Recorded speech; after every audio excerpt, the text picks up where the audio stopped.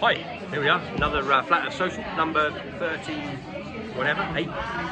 Tonight we got Guy Anderson here at the Bridge House Hotel. We've got a very busy night indeed going on. So tonight we're going to have Guy telling us, we've had Guy before as you know, he's coming in with his new book which is Rise of the Clones. Right, so he's going to tell us all about the Cabbage Patch Kids and the rise of the clones from the old world. Really looking forward to it. We're going to get cracking at about 7:30. If you want to be part of this phenomenon, and it is a phenomenon, every month we've got lots and lots of people come as flat earthers to understand a bit more truth than they currently know. So if you want to be part of it, Flat Earth Social, last Tuesday of every month at the Bridge House Hotel in Ferndown in Dorset. Thanks very much. I'm not going to go too mad because obviously we're waiting to see the main event. Many of you are here. We all went to Spain, we had a great time, and it's so nice to see so many people here to come and attend these events. We've got one more at the end of this year in November. We're not doing anything again until February, where we have that lovely little lady over there, the wonderful Dawn Lester's going to be doing her thing with us. But listen, 5 months ago, we found this amazing gentleman who'd written a book about the old world, Tartaria, Tesla and the Cabbage Patch Kids, all of this stuff that we're all deeply interested in.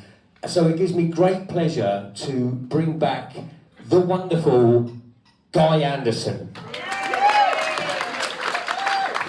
you very much. How do we get this on, Ian? Well, that's a great start. Yeah.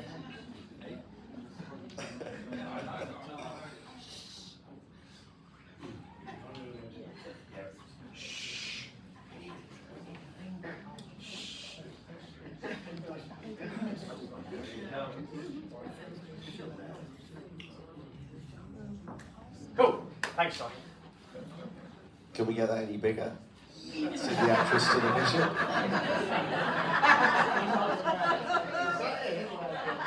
It's not the first time you've heard that, is Oh, that went bigger. it? Still a little bit echo. The answer to your question is no, unless I move the table back there. Sorry, guys. My GP's got something for that. Not that I'd take anything from him normally, but... Well, welcome. I recognise a few faces, but I don't know how many people were here last time I spoke. But for some of you, this is going to be a little bit of a rerun to start with. But I'm just going to introduce myself. Who am I? Guy Anderson, and I wear a tin-foil hat. There I am.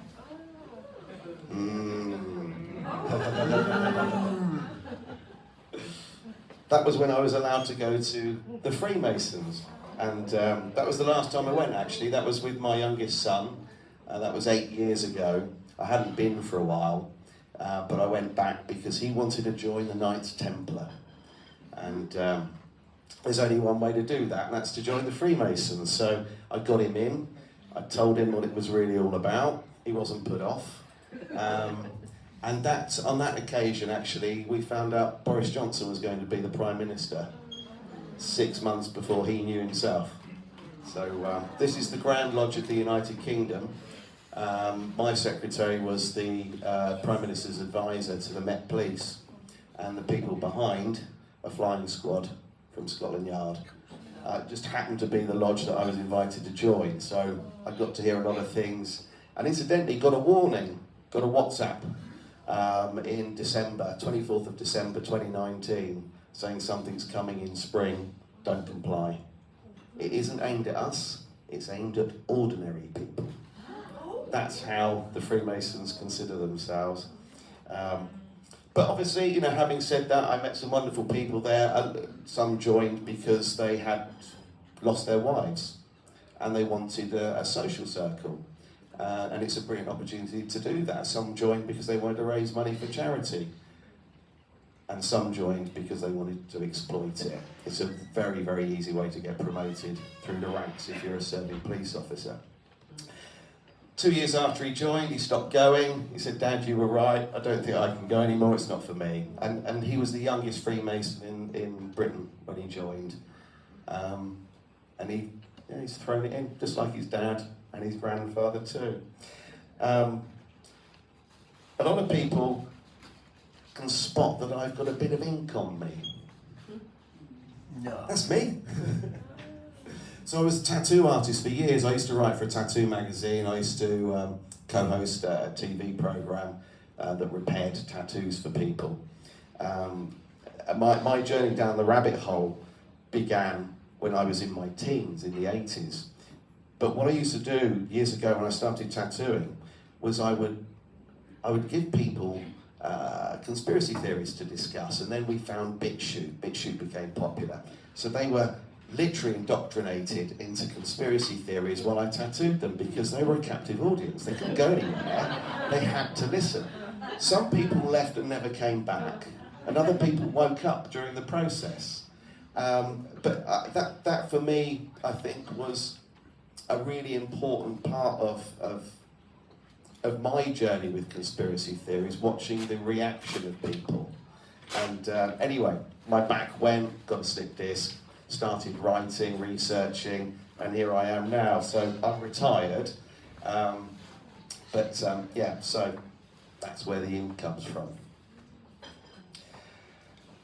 How many people believe that they clone, that the cloning takes place? How many people are on board? Yeah, okay. Yeah. How far back does it go, do you think? Yeah, Genesis. I'm just going to read this out because I can't remember this off the top of my head. This is Genesis 2:21. And the Lord God, which I believe is someone called Enki, caused a deep sleep to fall upon Adam, and he slept. And he took one of his ribs and closed up the flesh thereof. And then in 2:22, and the rib which the Lord had taken from man made he a woman, and brought her unto the man. Now, I've mentioned that to a few people, and they've said, well, it's just a metaphor, isn't it? So it's a bloody good one. They're talking about human cloning in the Bible. I mean, they're removing a rib. He's been put to sleep. They're making another life.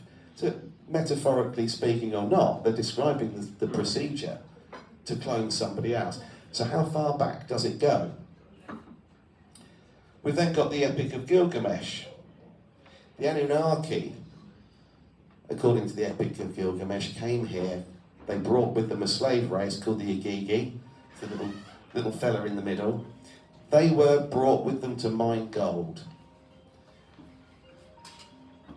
I'm glad that wasn't mine. There's always one. So they brought with them this slave race to mine, and after a series of events, the Igigi decide to rebel. They're not going to mine any more. They're not going to work in the conditions that they've been subjected to. So Enki and Enlil decide they need to do something. They have a look at this weird Neanderthal wandering around and realise that with a bit of a tweak with the DNA, they can actually get it to obey and do what they want it to do.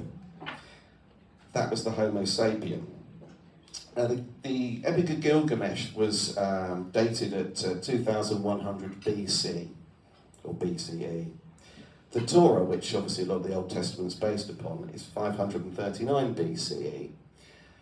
So whether we're looking at the Old Testament or we're looking at the Epic of Gilgamesh, somewhere along the line it appears something with a higher level of intelligence to us. Hello? With a higher level of intelligence to us, did something, intervened.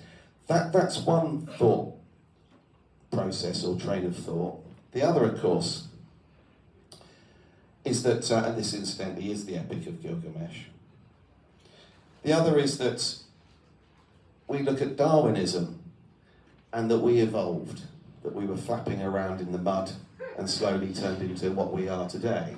This perfectly evolved human being that's lactose intolerant, needs to wear glasses and burns in the sun. So I've not evolved to meet my ever-changing environment by a long way. So we kind of got these two possibilities. Either something divine or superior to us created us, or we've got to look at the origin of species. But the origin of species was written by the Vatican. They wanted to control both narratives. Better to control an alternative theory than have one thrown at you as a curved ball.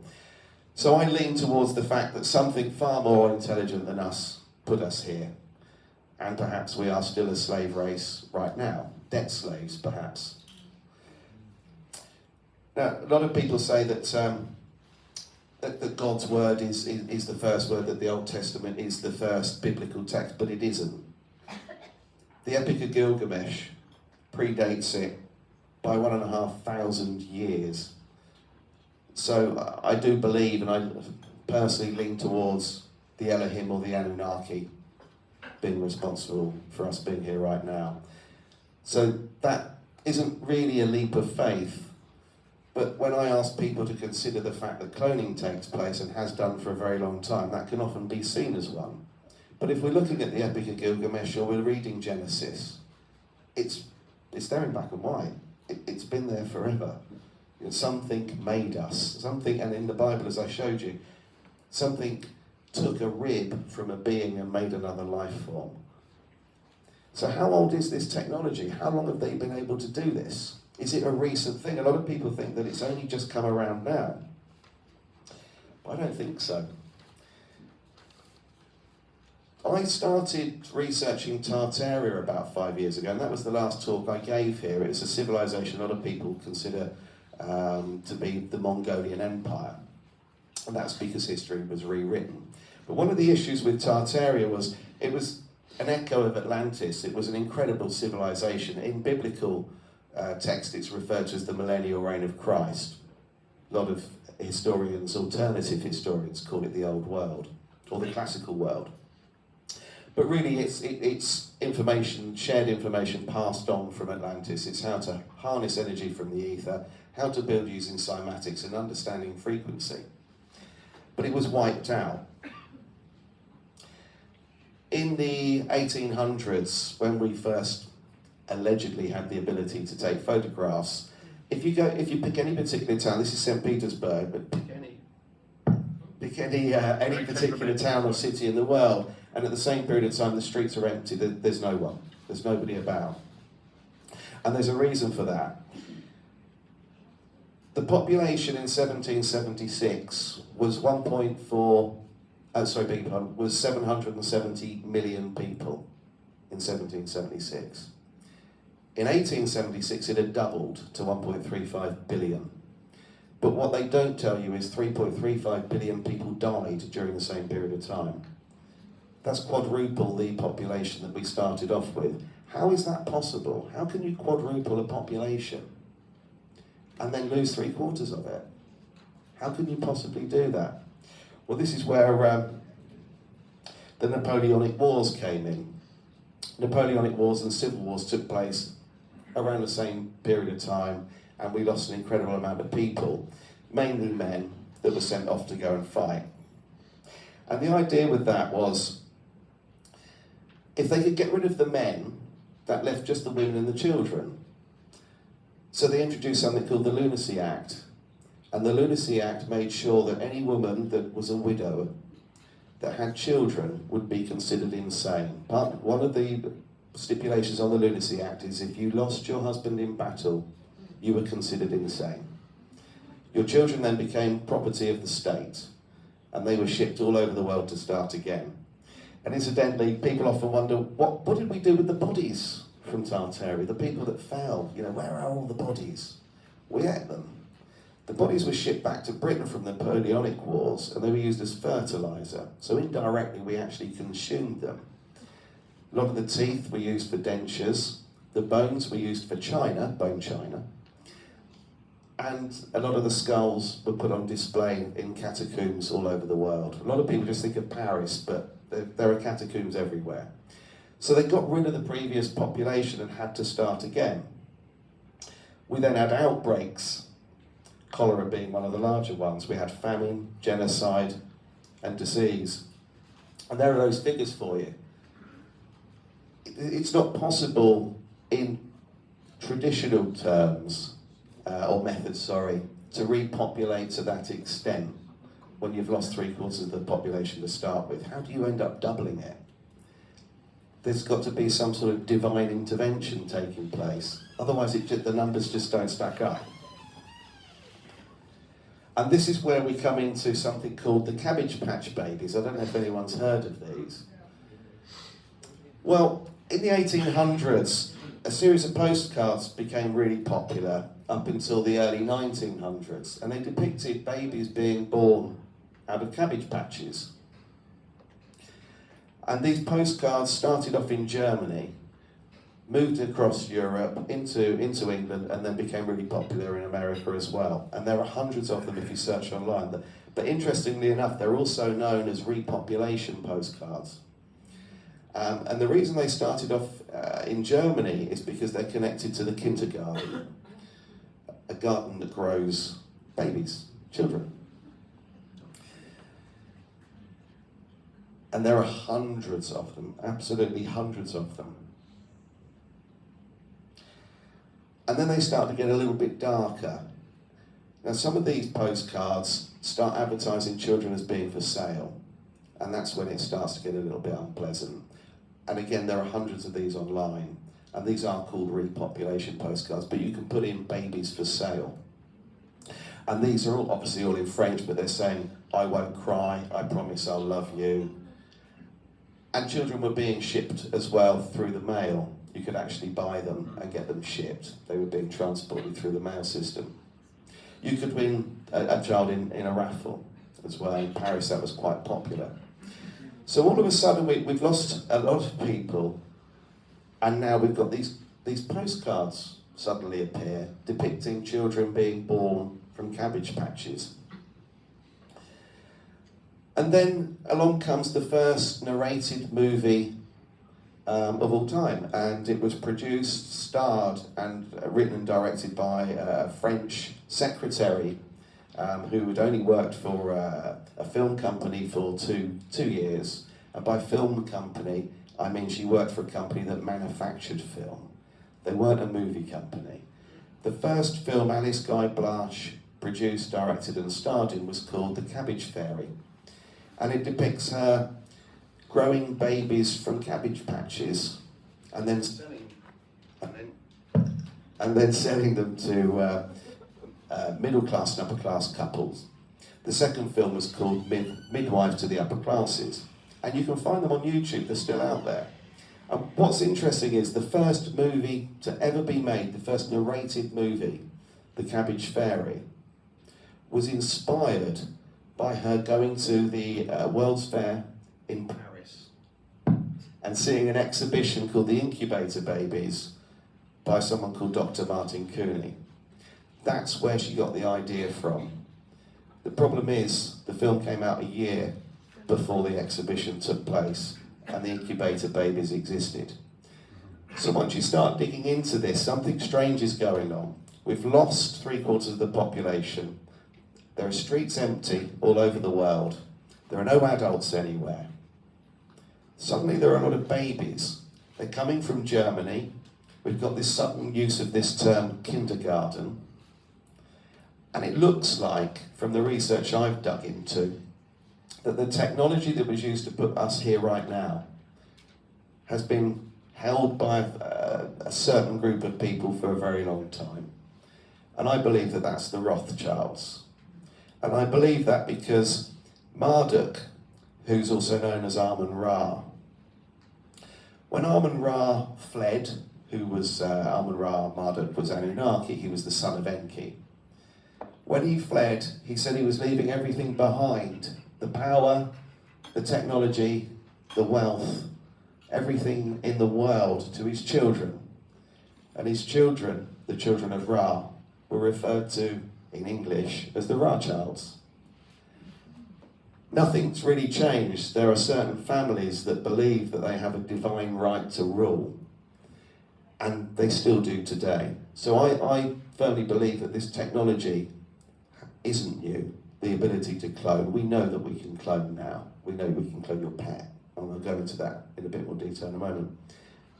But when we look at the Epic of Gilgamesh and we look at Genesis, something more intelligent than us has the ability to clone, and I think that's been used through various periods of time since our very creation. This is actually a shot of the film, and I'd encourage you to watch it. It's on YouTube. This is The Cabbage Fairy. This is Alice Guy Blanche. And then you can ask yourself what inspired her really to create, write and star in this movie. And bear in mind while you're doing that, a year before where she said the inspiration came from. It just doesn't stack up. So the incubator babies, and I'm guessing you've probably heard of these before, the incubator babies at the World's Fairs. So this was Dr. Martin Cooney. He wasn't a doctor, and that wasn't his real name either. He had no medical qualification whatsoever. The idea was based upon a chicken incubator that he'd seen in a zoo in Paris, and he adapted it to put babies in. All of a sudden, babies started appearing in all of these exhibitions in the World's Fairs all over the world. The World's Fair in London, the babies came from a maternity ward in Paris. But I've never been able to find out how they transported vulnerable babies from Paris to London. I can't get an answer to that. I don't understand, so I don't believe it. In America, they all came from New York, so the Chicago World's Fair, St. Louis World's Fair, they all came from New York. They were shipped. These are babies that are critically ill. And incidentally, at the same time, there was a problem with New York in particular being overrun with children. Too many orphans, too many children. So I wonder why they would bring out an incubator to help increase the number of babies, in particular ones that wouldn't have normally made it. So there's something not quite right. And these were on loan, if you like, with the permission of the parents. But the strange thing is you could buy the babies at the World's Fairs. So again, there's something not quite right going on. And there were thousands of them all over the world. These incubators went on display all over the world. Thousands of babies were put in them, all for sale. Where did they come from, really?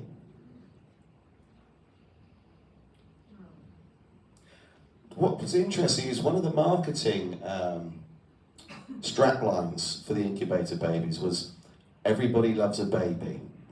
The second one was, we can increase the speed of your baby reaching full term from 3 months to just a few days. So what were they going in? Because I'm not aware an incubator can do that. It was speeding up. It was speeding up the last 3 months of the term. And this one here is the Chicago World's Fair. Martin Cooney, in the end, he got found out and he had to go and work in Coney Island, and it became a sideshow, a bit of a freak show, really. Ironically, on the stand next to this one was the eugenics program.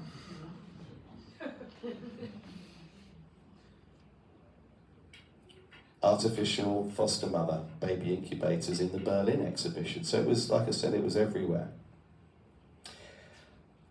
So another part of the repopulation was something called baby farms. I'm not sure if you've heard of those, but the concept was that you could take your baby, if you perhaps were an unmarried mother and you didn't want to bring shame on the family, you could take your baby to a baby farm and you would give the farm its upkeep. So every week you would pay money for it to be there.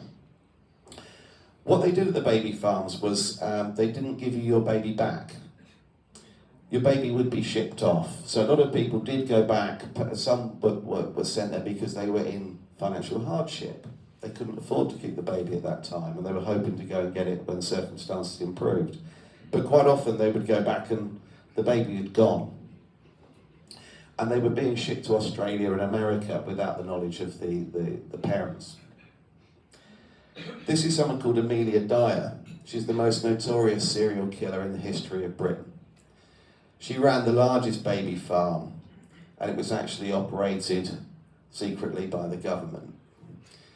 If babies didn't quite fit the bill, if there was something not quite right, if they weren't the right colour, weren't the right size, or there was a deformity, she drowned them in the Thames. And it went into the hundreds. So that's Amelia Dyer. So people were trusting this woman with their newborn baby, hoping to go and get it back. And if nobody wanted it, if it didn't meet the requirements for where it was going to be sent, unknown to the mother anyway, they were drowned.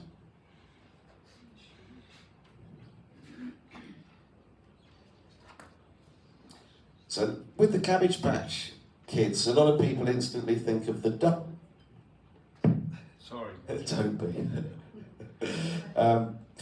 And my first book, I called it Tesla and the Cabbage Patch Kids, but actually it's only about Tartaria. That's the subject. Why would I call it Tesla and the Cabbage Patch Kids? The Cabbage Patch Kids are a doll and Tesla's a car, isn't it? What I was doing was trying to connect dots for people. Nikola Tesla reversed engineered Tartarian technology. When they removed the Tartarian people from the planet, I'm in the wrong room to be calling it plane. I don't think we're on a spinning ball, by the way. They had to repopulate, and this is where I started researching the Cabbage Patch babies. So the idea with my book was to connect dots for people. How did you wipe out an entire civilization, repopulate? What happened to the technology? So I named the book after Nikola Tesla and after the babies that paid the ultimate price. So in the 80s, 1983, Xavier Roberts introduced a doll. It doesn't seem that harmful, does it? It's a bit of fun, it's just a doll, doesn't really mean anything, but it does. You couldn't buy one of these dolls, you had to adopt it. He was very specific on that. Although money changed hands, in adoption, sometimes that's not that unusual, is it? You adopted it. And interestingly, if the doll was damaged and you sent it back to the manufacturer to be repaired and it wasn't financially viable, it was returned to the child with a death certificate. Yeah. Yeah. And there's a copy of the death certificate in my book. And what he did was, it was really clever. I mean, first of all, he didn't invent this. He ripped it off from somebody else. He saw it in a craft fair. I did a deal with this lady that was making them by hand, and then basically ran with it himself. And he created a story, and the story was, as a young boy, Xavier Roberts is walking through a field. He sees a waterfall in the distance, so he heads to the waterfall. He goes through the waterfall, and inside there's a cave, and it's full of webs and entwined with roots of something everywhere, and he has to hack his way through to get to the other side. And when he gets through, he realises that he's been hacking away at the roots of these huge fields full of cabbages. And inside these cabbages are babies. They're growing in the ground in something called a kindergarten. And there's these beings flying around called honeybees, and they're sprinkling dust on these babies, and the moment they do, they become animated in a very similar way to the story of the homunculus or the golem in Jewish mythology. The first one comes to life and says to him, "Please find us someone to adopt us. If you don't rescue us, we're going to have to go and work down the mine. We'll be miners." That's where the word miners comes from. And what's really interesting is that that's their headquarters, and they refer to it as Babyland General Hospital. The building's Tartarian, it's got that Greco-Roman style, so it's always in plain sight. And inside, you can actually watch Mother Tree giving birth to these babies. I've had a look at some videos online of this place, and I want to go there for myself and have a look, because inside it's built like a Masonic temple. It's the black and white checkered floorboard. But the first room you go into has a whole row of photographs of famous people on the wall. And incidentally, every single one of the people, it's John Travolta, Brad Pitt, Kevin Hart, Dwayne Johnson, it's all the people that conspiracy theories associate with people that have been cloned. Every single one of them. And I just want to know what the connection is. So I want to go to Georgia and find out for myself. But a friend of mine's been there, and they said it's clinical, it's eerie, and it's sinister. They just felt uncomfortable from the moment they walked through the front door of the place. So I think the idea with the dolls was to put back into the public domain, if you like, the possibility of buying a child, to buy it. It was a commodity, and that these were being grown from cabbages. And I believe the reason for that is that they use a different kind of rule book to us. They follow karmic retribution. They believe, and by they I mean the parasites running the show, I think that they believe that if they tell us what's going on, and they use fiction to do it, or what we believe to be fiction, it doesn't matter. They've told us exactly what they're doing. It's down to us to decide whether or not we believe them. They've covered their arse. So when they meet their maker, they can say, well, we never lied. We told them everything. We even brought a doll out to show them what we were doing. And they thought it was just a doll. That's on them. And it's the poison apple analogy. You know, I give you an apple and I tell you it's poison and laugh. You eat it and you die. Well, you just committed suicide, I told you. If I don't tell you there's poison in it and you eat it, then I've murdered you. So it's karmic retribution that I believe that they're trying to avoid. And by showing us in plain sight through works of fiction, that appears to be their get out of jail free card. So I kind of see it that the job of people like me and people in this room is to call them out. Is to say we don't agree with this and we don't believe that. And I think that the sad thing perhaps is that there are only 20%, it appears, if Dolores Cannon's right, only 20% of the population capable of doing this. But maybe we can wake a few more up along the way, and at least expose to those that are able to be awake the tricks that are being played. And another, perhaps a better known example of human cloning, of cloning itself, would be Dolly the sheep. And it doesn't seem that sinister, does it? But there are a few things about Dolly that are worth knowing. And that is, first of all, people think that you can't, that a clone can't reproduce. Well, Dolly did.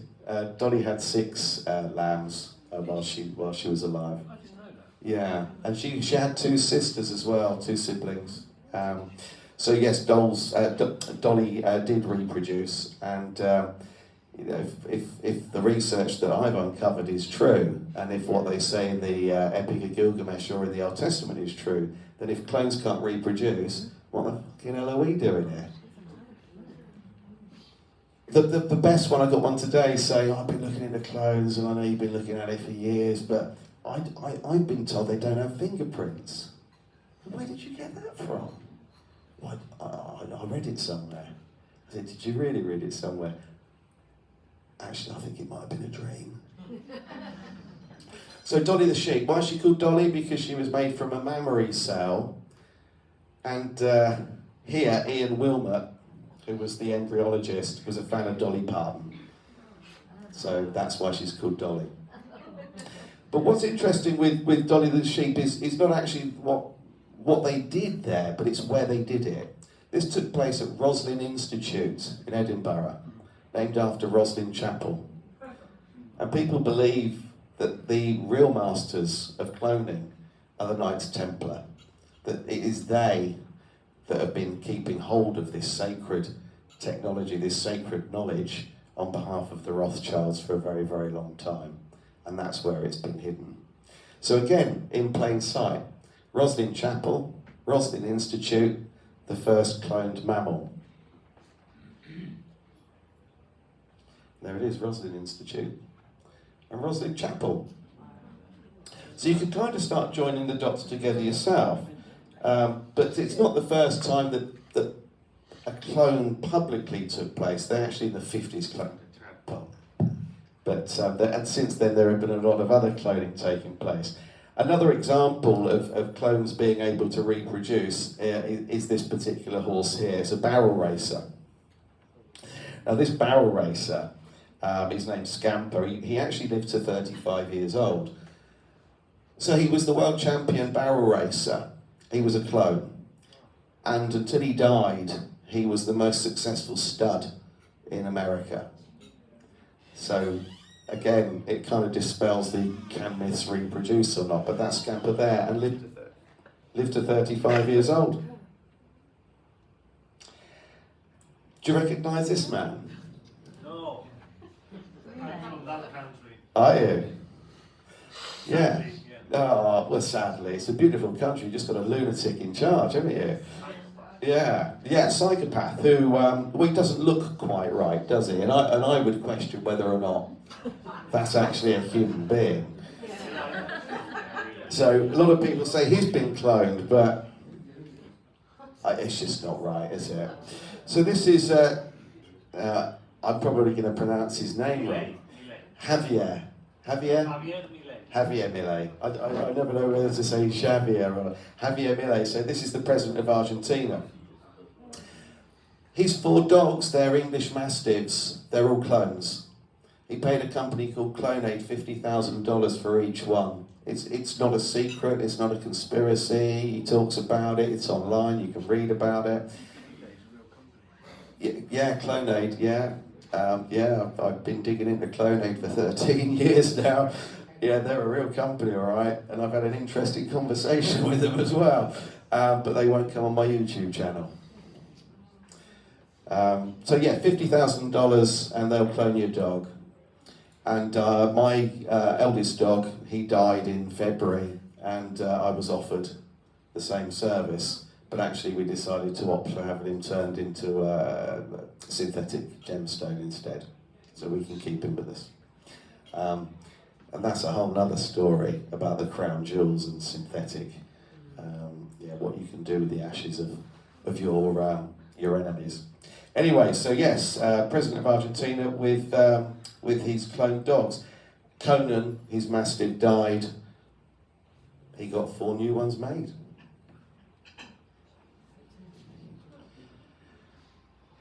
So when you're looking at cloning and the difference, I suppose, between us and them, and by that I mean the bloodlines that are so important to certain families like the Rothschilds, you start looking at why they want to keep it in the family.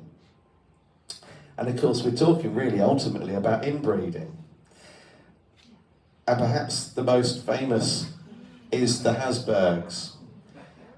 So you've got there King Philip IV of Spain and his doppelganger, Mark Zuckerberg. There are people out there that think we're looking at the same person here. And you can see why, can't you? I mean, it's uncanny.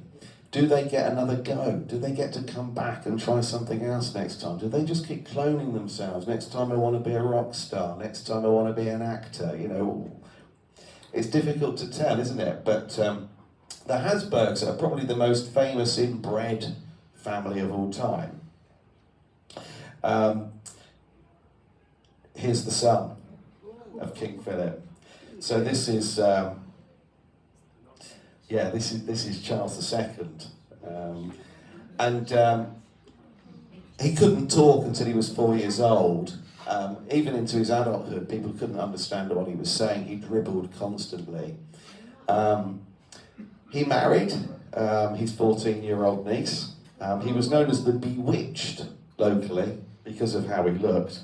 And it was, I think it was, he was about 8 years old until he could actually start walking.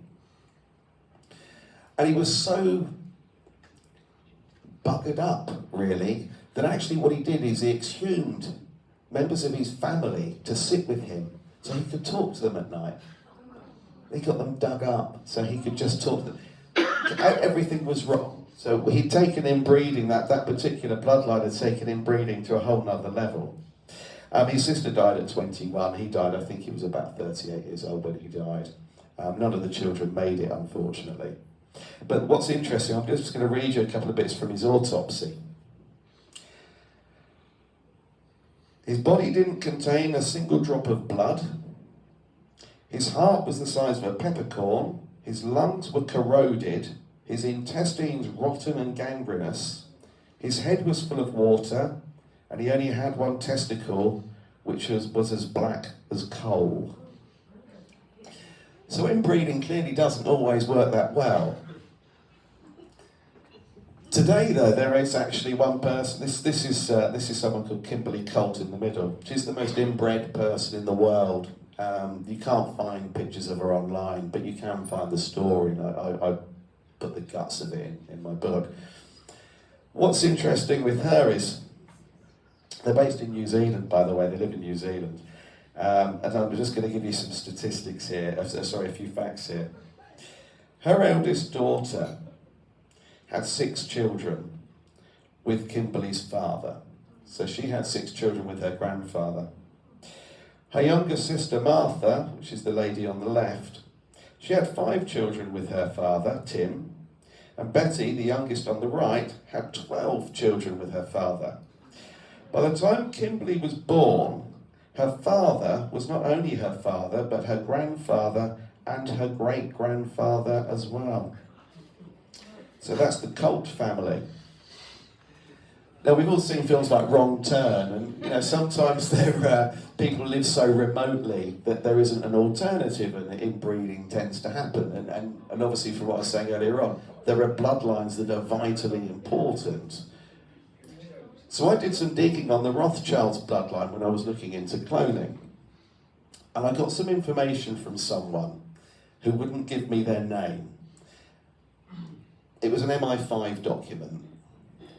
And it stated that their DNA wasn't the same as ours, and neither was their blood group.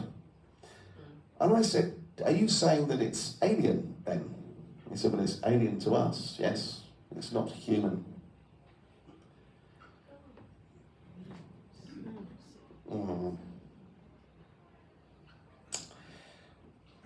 So, the reason inbreeding is important to people like the Rothschilds is because they want to keep a position of power. After the Napoleonic Wars, obviously, I'm sure most people know this, the royal family were in dire need of being bailed out. They had no money.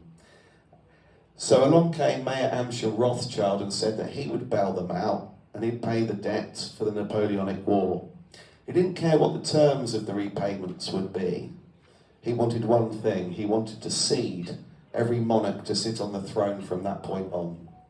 And that was the first Rothschild to do it. Queen Victoria. Charles is a Rothschild. William's a Rothschild. Elizabeth was a Rothschild. And the list goes on and on and on. And it doesn't stop there. They infiltrated everywhere. Most prime ministers have been Rothschilds. Tony Blair with Winston Churchill. The names are changed. Their stories are changed. And we currently have an American president who is also a Rothschild. That one's easier to find because you can search, and his grandmother is a Rothschild. But a lot of them, it's very well buried. So they've decided that it's important for them, following their bloodline, to remain the power of their ancestor Amun Ra Marduk. They want to keep control, and that's why they've ceded every member of the royal family. But I don't want to tell you too much about this because it's a spoiled bloody book. But the bloodline and blood group is really important. Their blood group is called Rh null. So a lot of people associate Rh negative with being Atlantean or Tartarian blood. Rh null, there are 43 people outside of their family in the world that have that blood group. And I'll come on to why they know that and why that's important later. And there he is, there's the man himself. That is Mayor Amschel Rothschild, the person who started seeding the royal family. But cloning's been around in the movies for a really long time, and I named my book. I was inspired by Rise of the Clones, to write Rise of the Clones by Attack of the Clones, the Star Wars movie. But this is a film that I'd recommend if anyone's interested in cloning and seeing where it's going and what they're actually doing in these underground bases. Dumb bases is where it takes place. It's not just about repopulating or replacing people. They can actually get people to harvest their organs.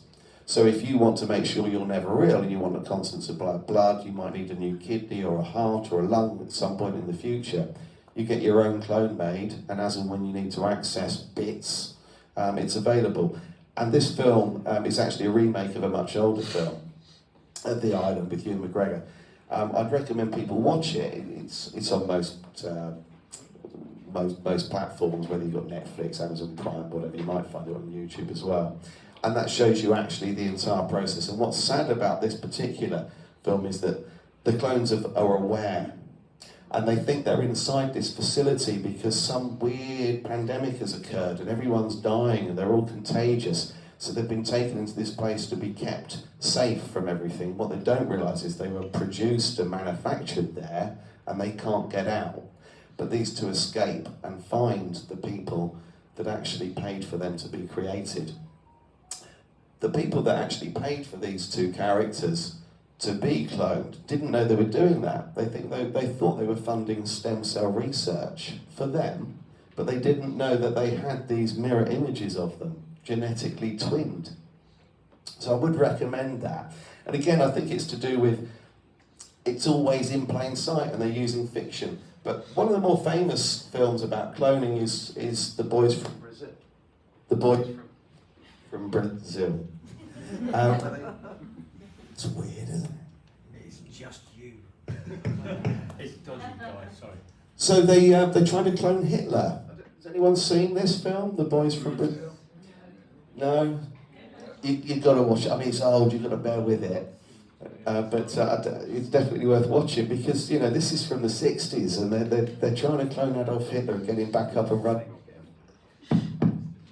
So there's lots of films to do with cloning out there, but as I was saying earlier on, Attack of the Clones kind of inspired the title for my book, because I'm a bit of a Star Wars fan. But this one was a bit weird, and I wouldn't recommend anybody watches this. I actually put up on Facebook when I watched this film a warning to people saying, I've watched it for you, just don't do it. It's absolutely horrific. How Netflix got it on, I've no idea. It's wrong on a lot of levels. To start off with, I thought I was watching a porno. I couldn't believe what I was seeing. And I thought, this is Netflix, yeah? This is 15 on Netflix. What, really? I wouldn't want my kids to watch that. They're nearly 30. You know, I just couldn't quite get my head, and I'd have been embarrassed if I was watching it with them, you know. I felt uncomfortable with my wife, and I've known her a while, you know. She's seen me in the shower and everything, I still felt a bit weird. But what happens with this film is really strange, because this couple, they go to some sort of like luxury resort on an island in the Caribbean or somewhere. And when they get there, they meet these other wealthy couples. And there's no kids there. It's all sort of, it's a bit like Sandals, kind of a Sandals resort. It's just sort of adults with lots of money doing things they probably shouldn't be doing. And he meets this other couple by the pool one day. And they say, oh, we know this really lovely beach somewhere, let's take you. So they take this gentleman and his wife to this really nice beach. On the way back after a few drinks there and a couple of bottles of wine or whatever, he's driving this fella's car. He's obviously not insured or anything, you know. And he hits someone in the road, middle of the night on the way back to the resort, and kills them outright. They panic. What should we do? So the fella says, well, I think, you know, here we'll probably get shot. Let's just go. No one's around to see us.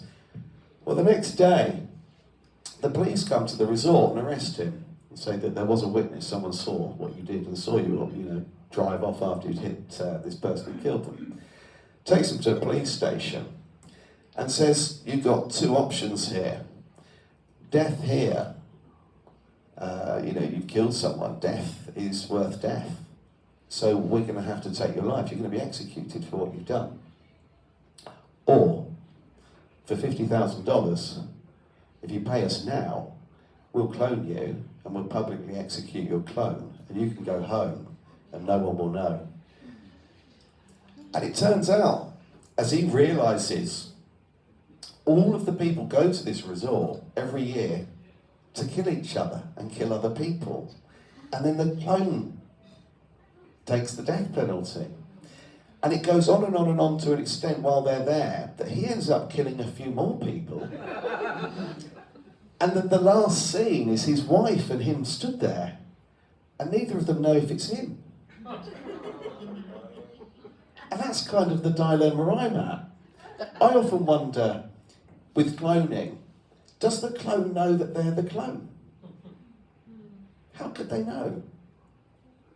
You know, this person could just be wandering around thinking everything's kind of normal. I know I've got a clone, but, you know, got rid of it. But how many more are there, and am I the clone? How could they possibly tell? So anyway, it's an interesting film. I broke it down in my book. Don't watch it. You will have nightmares. But one of my favourite examples of cloning was actually The Simpsons. There's a lot of conspiracies surrounding The Simpsons and the prediction through Matt Groening of things that are going to happen in the future. I've had smartwatches, Trump as president and so on. But they actually did one where Homer clones himself. And I just threw that in there because I thought it was quite funny.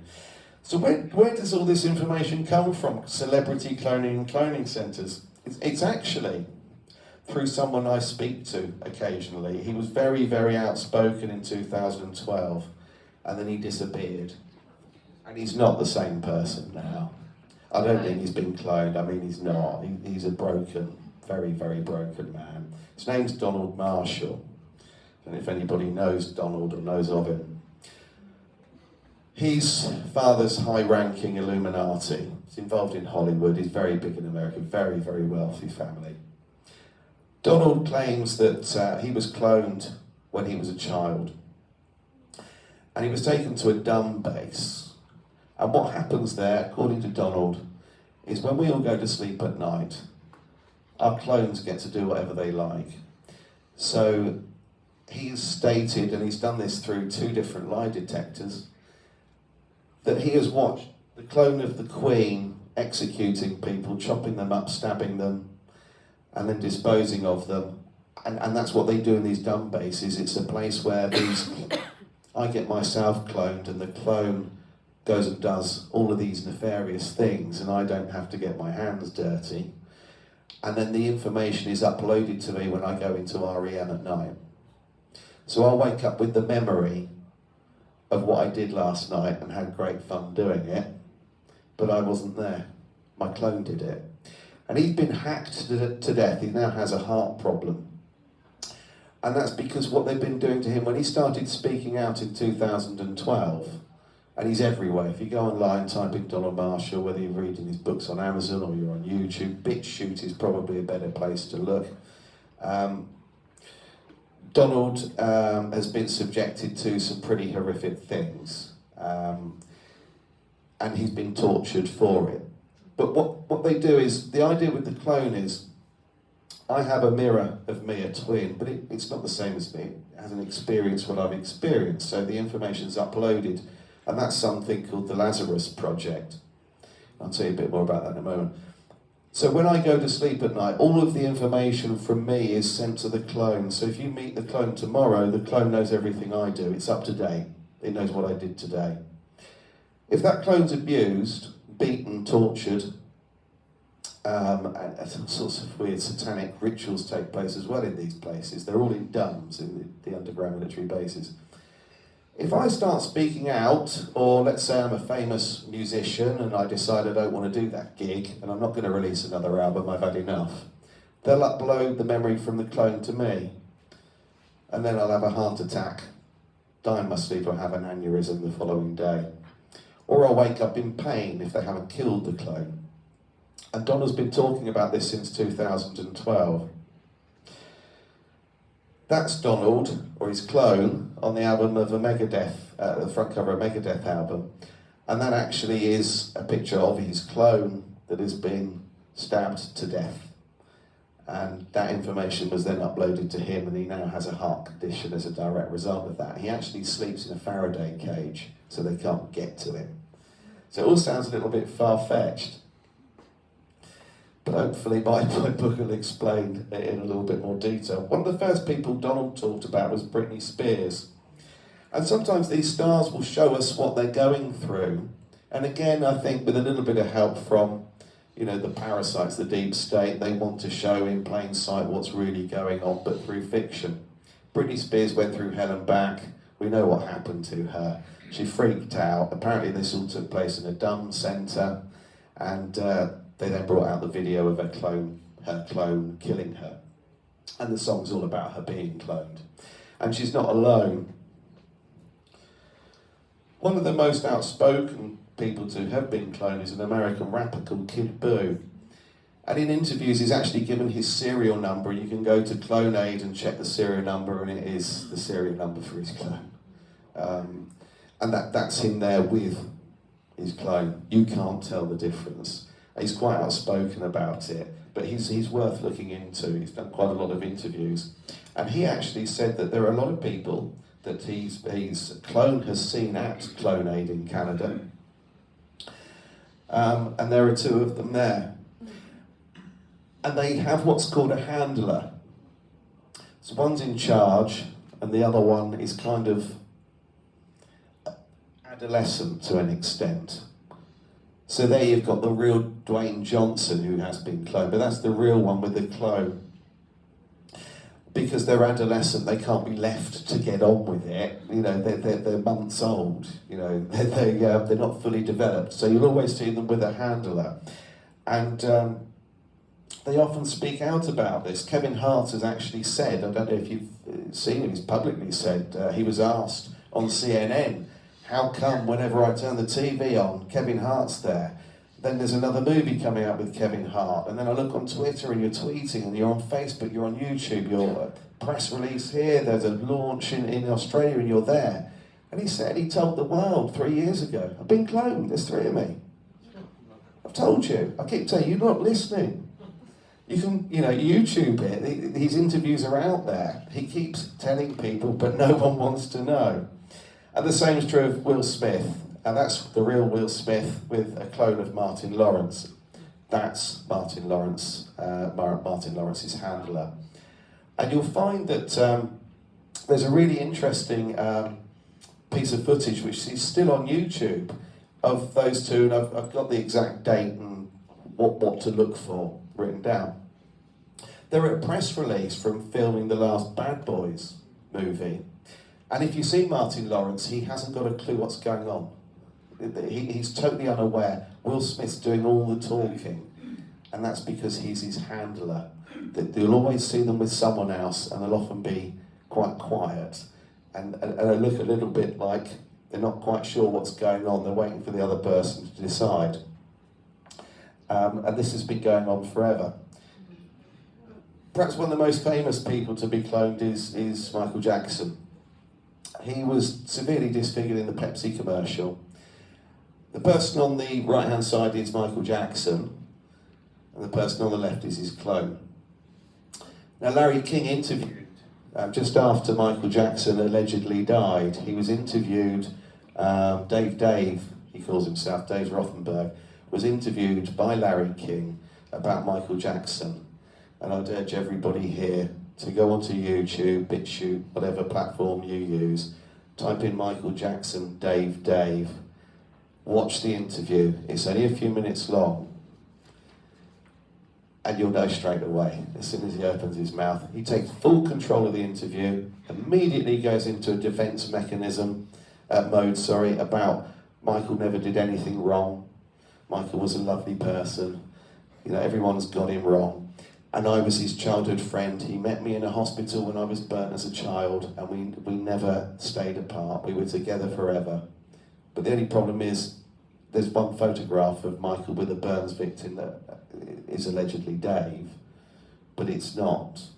And there's nothing. We don't hear of him ever again until the day of the funeral.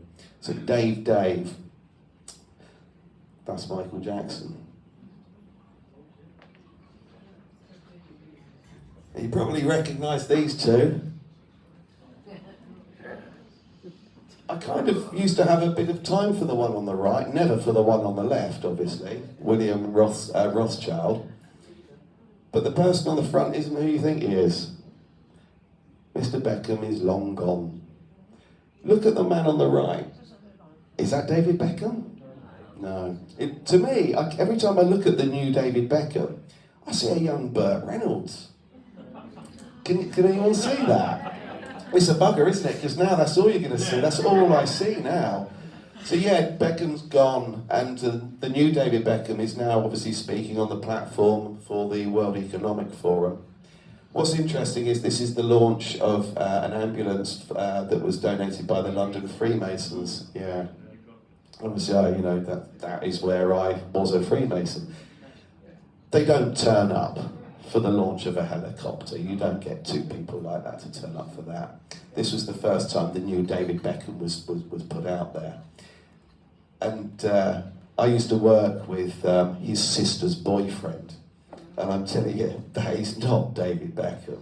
I mean, I guess you can kind of all see that. So check him out now. Everything's different. The shape of his skull's different. But that's what they appear to be doing. You step out of line, or you're no longer of use, or they've got bigger plans for you. You're either whisked off into the middle of nowhere and you can spend the rest of your life on a desert island or keep your head down, or you're gone.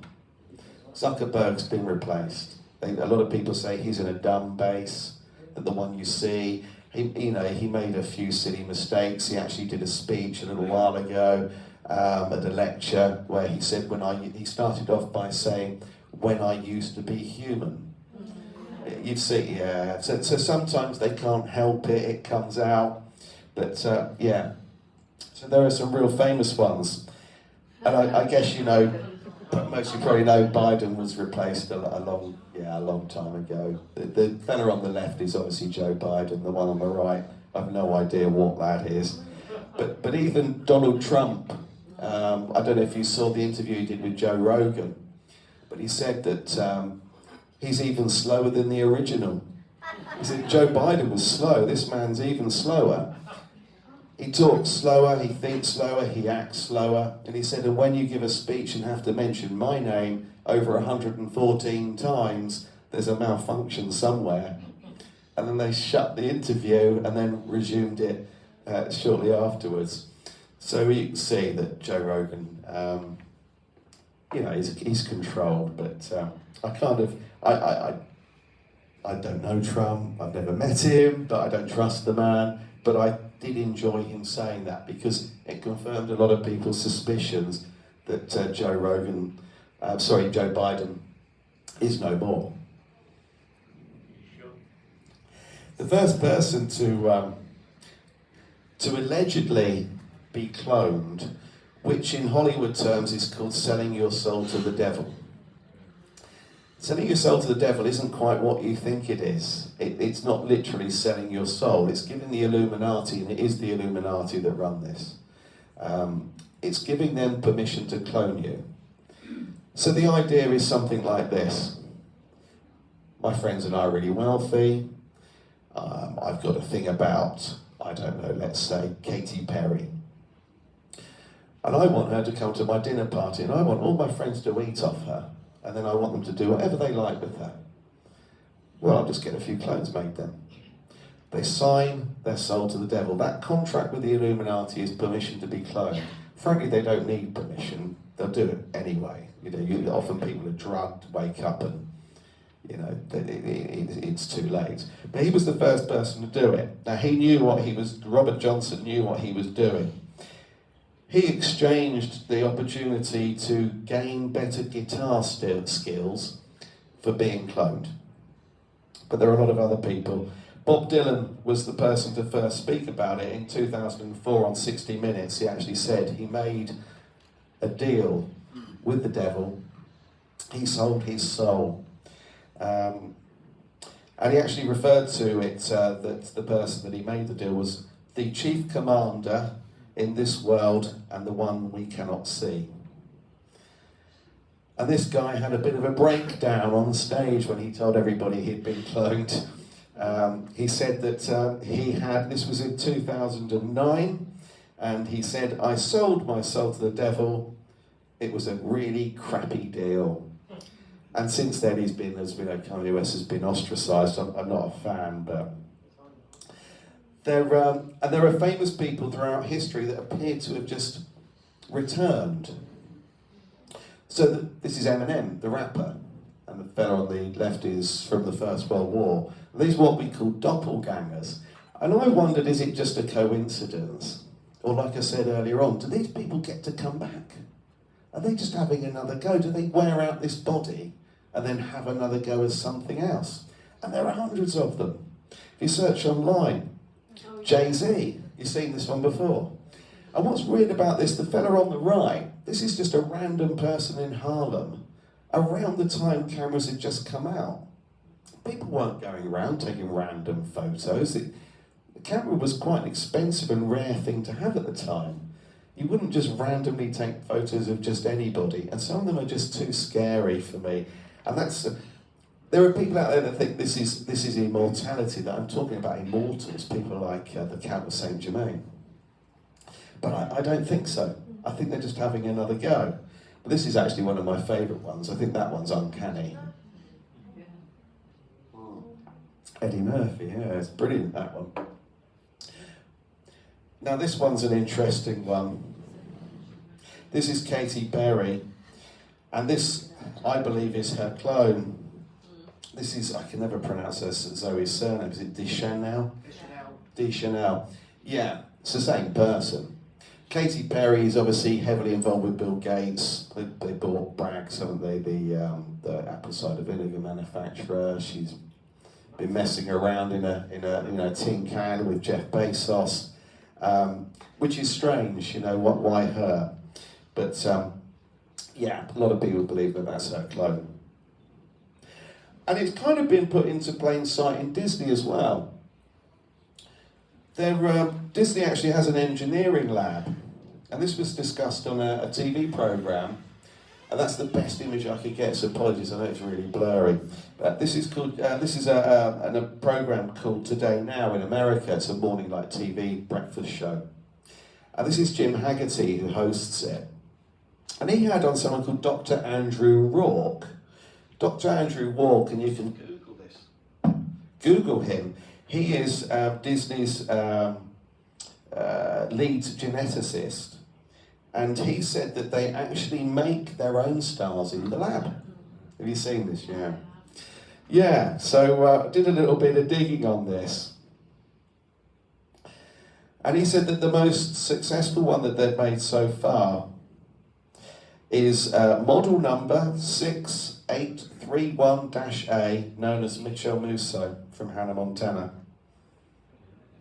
He has a standard male face and type 3 skin pigmentation. Their brains are engineered for advanced dancing capabilities and even for posing for photos. The latest model is called Hayley. She's a singing and dancing half Indian, half Japanese girl. He then went on to talk about Zac Efron. And Jim Haggerty said to him that, you telling me that Zac Efron's a clone? He said, yeah. He said, well, bloody hell, it's impressive. And this doctor says, well, actually he's quite disappointed with him, because when he looks at some of his clones, all he sees are the flaws, the mistakes he made. And he said that the thing he didn't like about Zac Efron's clone was his dead eyes. His eyes look like they're dead, and he's got a flaw in the program that created the skin, and it will dissolve shortly. They're going to have to keep replacing him. Says it live on the show. So, Clonate, who I mentioned earlier on, who will clone your dog, and I've been investigating these since 2013. They do exist. They're in Canada. They started off in the Bahamas. The first baby that they cloned was Eve, ironically. And this is the man behind it. So his name is Claude Verilhon, but they call him Rael. Now what Rael believes is that he was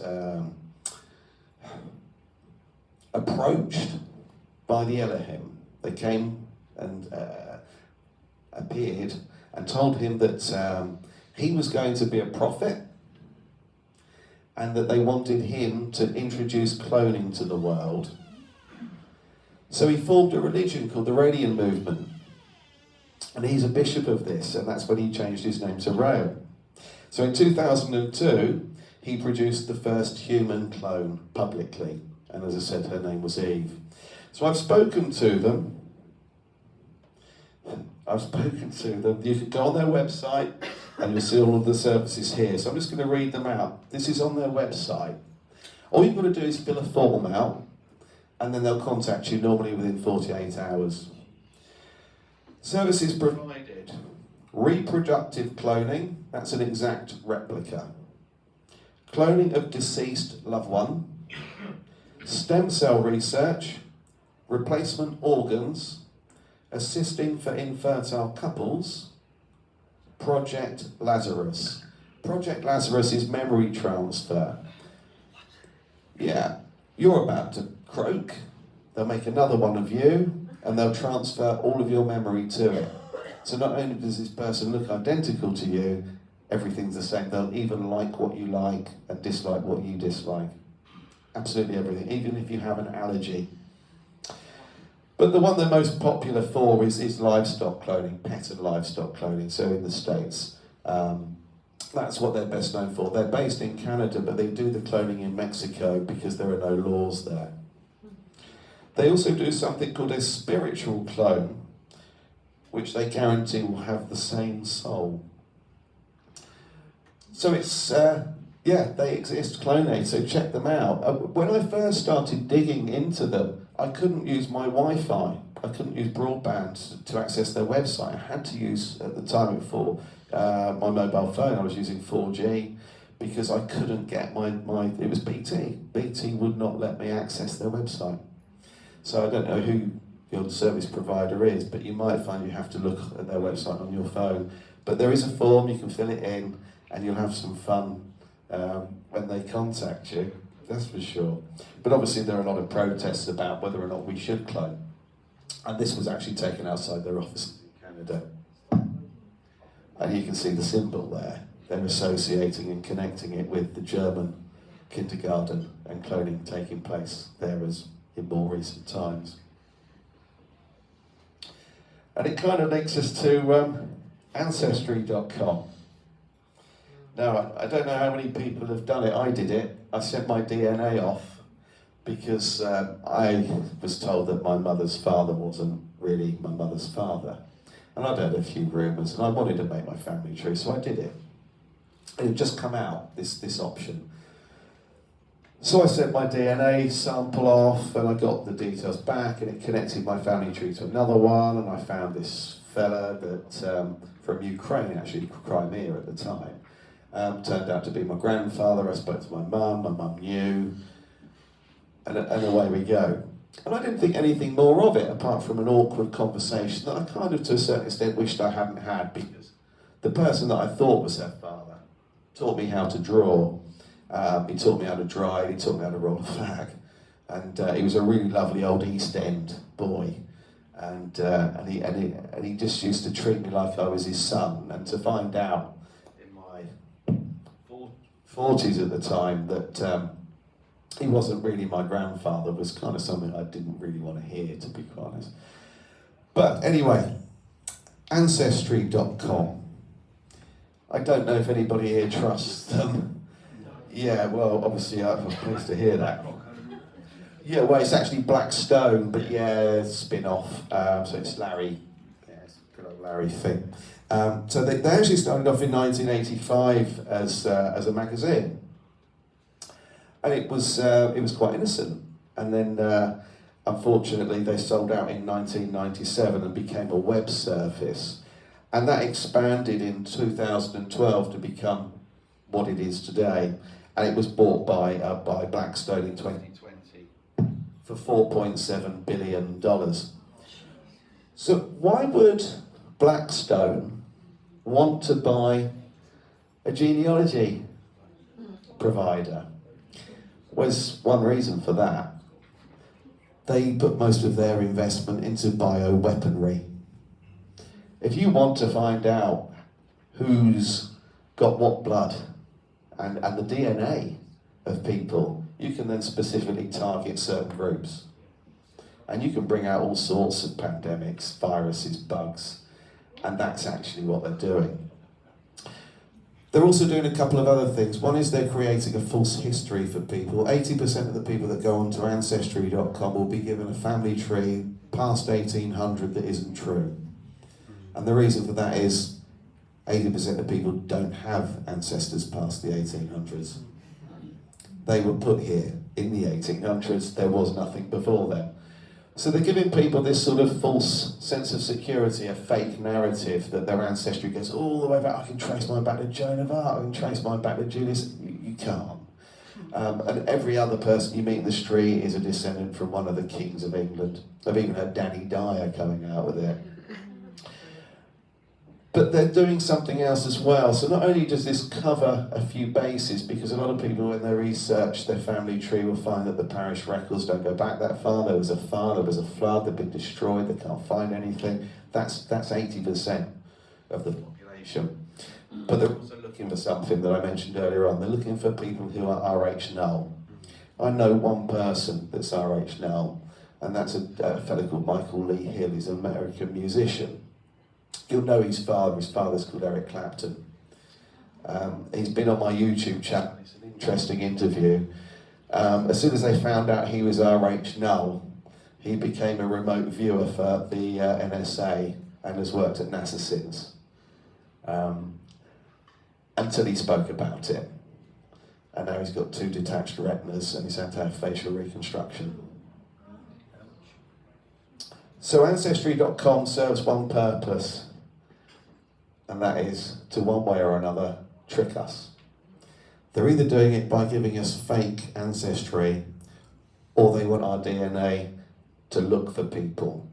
People who are RH null, who they believe are their descendants and the true rulers, and they want to find out how they can work on bioweaponry to deal with the rest of us. So their plans are to bring out a range of pandemics, if you like, that are going to target certain groups of people. That's why Blackstone own Ancestry.com. But going back to the cloning, the concept or the desire rather to produce or intervene or to create artificial life, it is old. It's been going on forever. This is from the 16th century. The Swiss alchemist here, Paracelsus. I don't know if anyone's heard of Paracelsus. He was the first person to write about something called the homunculus. Now this is something that's made from sperm and horse manure, left to ferment for 40 days, in the hope that they're going to create this little being. Now, John Dee did this, and obviously advisor to Elizabeth I. John Dee dedicated his life to creating artificial life. He believed he had done it. The Count of Saint Germain thought he'd done it. So there's some sort of weird desire to do this, and Frankenstein is based upon it.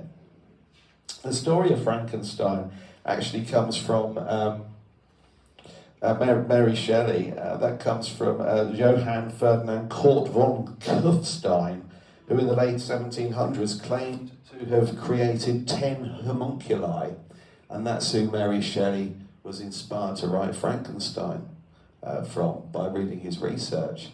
So there seems to be this sort of desire.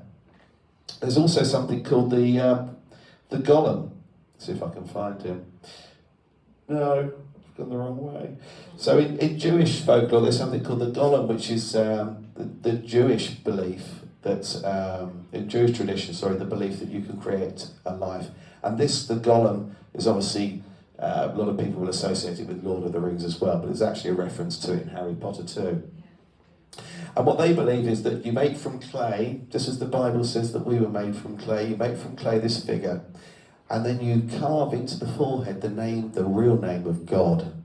So you type Jehovah, or embellish Jehovah into the forehead. And then it comes to life with a series of words that they won't disclose. And to stop it, if you want to end its life, if it becomes of no use to you or it becomes overbearing, you just remove the name, and that's all it takes. So it doesn't just, the homunculus doesn't just appear in our mythology, it's also in Jewish mythology as well.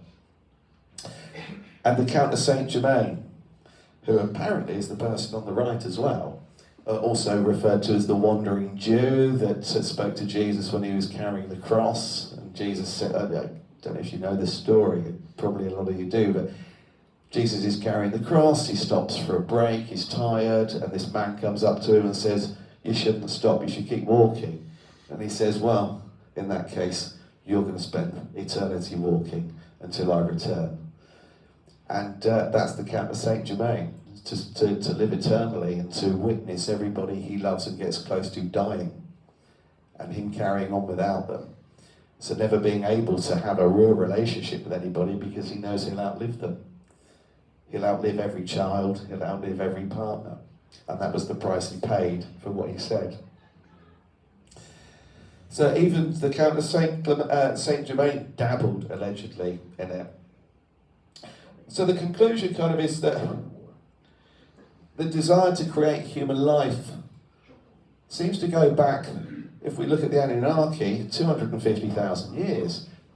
But even today, people are still playing with this. They want to perfect something that is already perfect. People want to live longer than they should. People want to defy nature. People want to kind of trick it. And it seems that the only way really possible to do that is to have an incredible amount of money and a lot of power. So this isn't available to your average person, just for the same old elitist few. Is it right or not? No, I don't think it's right. But it's interesting how people work around it. So there are not any laws in the US at the moment to ban cloning. But as you can see there, the US government won't have any association with the funding of it. But if you've got plenty of money, you can carry on getting cloned. So it's kind of the two-tier system all over again that we see everywhere. Now, if cloning isn't going on, what I'd like to know is why this exists. It's legal in North Korea, it's legal in China, it's legal in Mexico to clone. So if cloning isn't going on, why have they legalised it?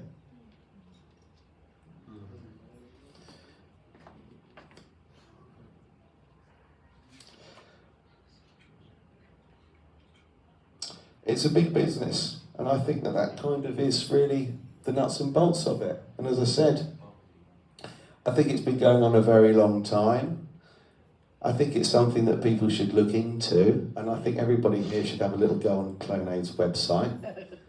And I suppose to conclude, I can't put my hand on my heart and say I've met a clone, or I've seen a clone, or I've seen cloning take place.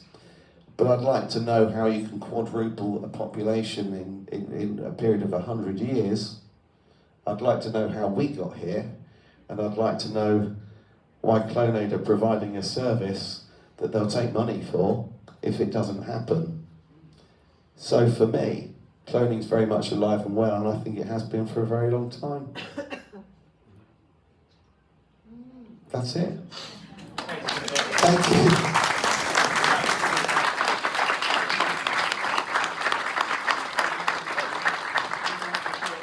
Ladies and gentlemen, please give it up again for the wonderful Guy Anderson. That's fantastic, thank you. Guy, I did, just incidentally, with the Ancestry DNA, Lisa did one, and a couple of members of the family did, and they said, go on, you do it. I didn't want to do it, so I did it, spat into the thing, sent it away, it came back 2 weeks later saying, there's no DNA there, mate, there's something wrong with it. So I'm not sure if I'm the clone or not, that's what I'm saying. I literally sent it off and they said, there's not enough material in there to do anything. And it's not available for sale in Israel. Because there's no lineage back to anybody that's biblical for that country. But there you go. Yeah, bizarre. Someone I know sent their dog's DNA off. Yeah. And it came back showing 9% human. That's terrifying. That is absolutely terrifying. Ladies and gentlemen, thank you very much, Guy. That was fantastic. I really enjoyed that. It's an amazing subject. There are, as you can see, he's got a few of the books left there, so if you haven't got one, get one. Next month, we have a chap called Daniel Thompson, I think. I don't know who he is. He's coming to do some stuff on, I think, some health and well-being. We're going to start doing a little bit of that, I think. I think we all need a little bit of knowing what's good for us, knowing what's not good for us. I know we all research it a lot as well, but I think we need to bring that into the fold. I think the hidden history that we do, obviously the flat earth, and so associated truths and the things where we all need to be. I think we're all on the right path of what we're doing. One question I've got, and we'll put it out in a minute. Guy, with the Anunnaki side of things, where does it leave God, as in God, the biblical God? Well, they're different people, so if you read the Old Testament is plural. So it's gods. So in the Old Testament, the gods, I think, are Enki and Enlil. Right. The God in the New Testament is a different being altogether, and I think that's the Creator. Do you think when they refer to the God as the Lord God, Lord Enki. do you think that's what it is? Yeah. Okay, interesting. Didn't fancy that. Any other questions for Guy? Come on, this is a great subject. Anything going on? Anybody at the back? Oh, there's some questions coming. I'll start there, because they picked up first.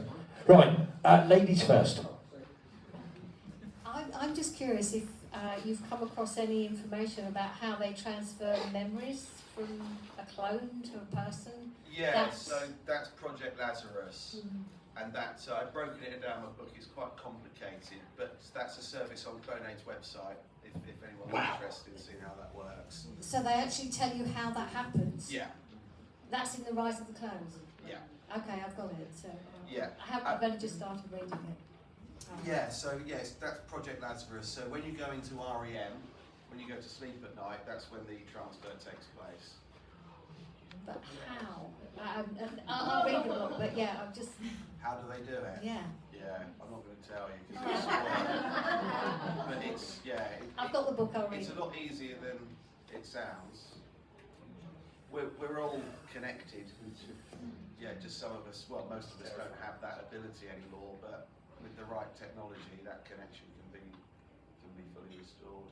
And the only way to stop it from happening is you have to get what's very similar to a mosquito net around your bed. So Donald Marshall, for example, I've seen it in his bedroom. He has a very fine copper-stranded mosquito net, which is a Faraday cage to stop it. Wow. So electromagnetic. Yeah, got it. Okay. Other question? Basically, there was a film made, like Dolly the Sheep, about 25 years ago. It was Arnold Schwarzenegger film, Sixth Day, and they cloned your pets, basically. That was 25 years ago. You're mentioning it now.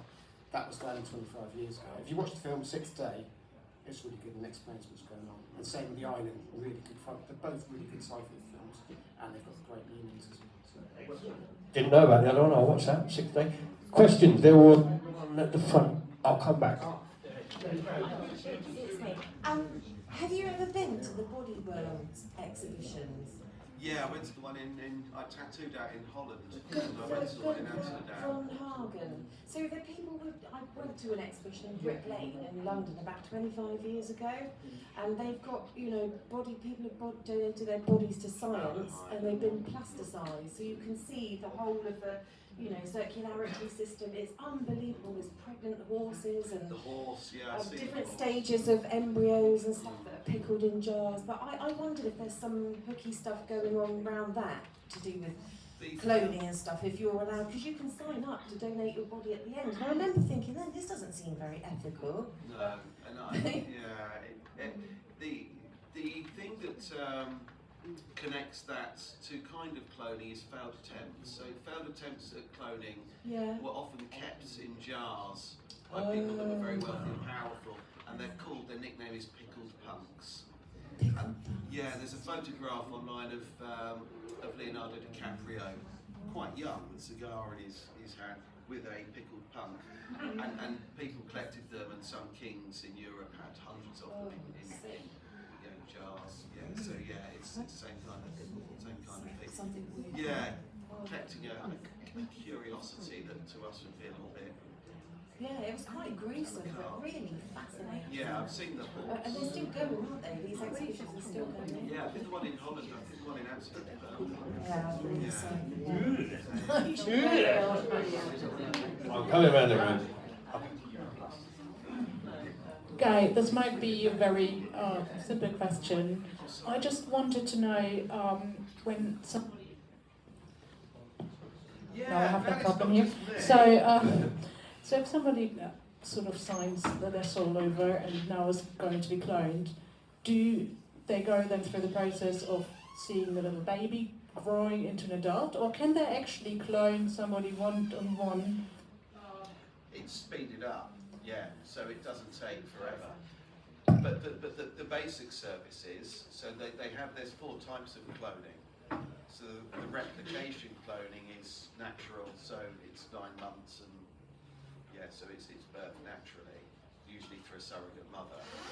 But the ones that go in the tanks that we're now starting to see leaked online, that you're talking about under 12 months for a fully formed adult. And that's why they have a handler, because they are only a year old. You can't let them wander around. So somebody can decide that like a 40-year-old looking person then all of a sudden walking around being a year old. Yeah. It's crazy. Yeah, and Roth. Yeah. Online, check out Lady Gaga. There's footage of her coming out of a building, and you can just type in Lady Gaga clone malfunction. And she comes out of a building, and you can see it's the clone because it's not quite right, and then it sort of stops. It just packs up. It happened with Hillary Clinton as well. She starts going on about order a char latte, her head starts wobbling. It's all being leaked out now, so you can see the problem because they're not fully developed. They glitch. Yeah, they drop down on stage. They pack up, malfunction. Yeah. Broken doll with the eye. Can we do that? Yeah, the eye goes. The eye often glitches. Yeah. Miley Cyrus. Yeah, he's he's been cloned.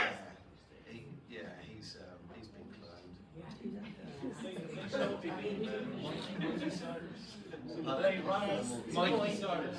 Mikey, yeah, him and Justin Bieber are brilliant, aren't they? You've got, both going on there. Guy, hello. Sorry. Do you remember a couple of Christmases back when a lone ambulance went out on blue lights away from Sandringham, and there was lots of speculation about what was happening, and then somehow Princess Catherine was not seen in public for 8 months. 8 months. What do we think might have happened? She's dead. Yeah, she's not gone.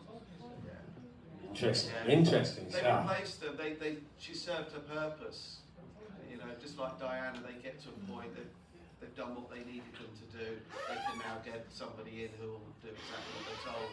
Yeah. Yeah, so Kate's cool. In the Blade Runner film, it's shown how, in the new one, how a full-grown lady is come up to life. The master just kills her. So I've seen it. I haven't. It's horrible. I don't watch Son's it. been to see. Yeah. And another thing, how do they do with the tattoos? When there was that clone with similar tattoo. They're copied. They have to be tattooed. But the clone will come out exactly like you are. Exactly like you are, yeah. The information is there. All the information's there. Exact replica.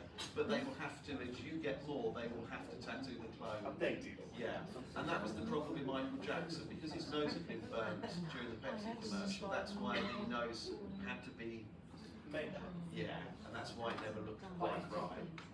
So if he was born black, but then he made himself white, the clone will copy that. He didn't. The clone, Michael Jackson, was black until the Pepsi commercial. They were cloning a burns victim. They didn't have